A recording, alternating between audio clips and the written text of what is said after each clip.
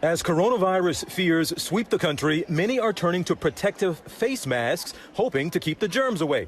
Gwyneth Paltrow, Selena Gomez, and Kate Hudson among those posting pictures of their face coverings while traveling.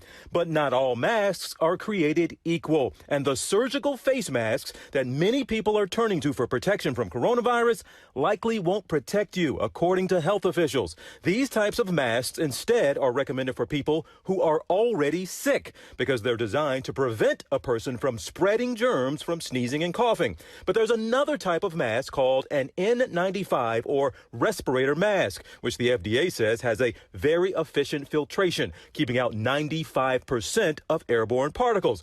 But health officials only recommend these for healthcare professionals who are in constant contact with sick patients. I think people see a mask and they see an illusion of protection, that if they put the mask on, it'll somehow block viruses from getting into their mouth or nose when they breathe. That's just not the case. Anyone who does not have a respiratory illness, meaning a cough or sneezing, should not be wearing any type of mask, whether it's a surgical mask or a respirator. But that hasn't stopped the public from buying up masks. Stores and websites sold out. ABC News gaining exclusive access inside this 3M factory in South Dakota, where they're working around the clock to meet demand. Amazon even reportedly warning third-party retailers that are taking advantage of this mask hysteria, raising prices by more than 400%. Health officials are preparing for a potential shortage. The masks should be for the healthcare workers. The public should not be buying masks. And believe it or not, by wearing a mask, you could be putting yourself at even more risk. People do not use their masks correctly. They play with it. They wear it too long. They rub their nose underneath it. You hear that? What proportion of asymptomatic individuals actually transmit?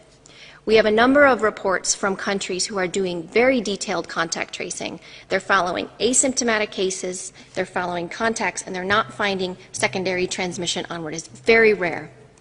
And that much of that is not published in the literature. From the papers that are published, there is one that came out from Singapore, looking at a long-term care facility. There are some household transmission studies where you follow individuals over time and you look at the proportion of those that transmit onwards. We are constantly looking at this data, and we're trying to get more information from countries to truly answer this question.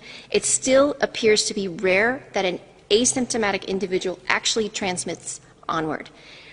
But from the data we have, it still seems to be rare that an asymptomatic person actually transmits onward to a secondary.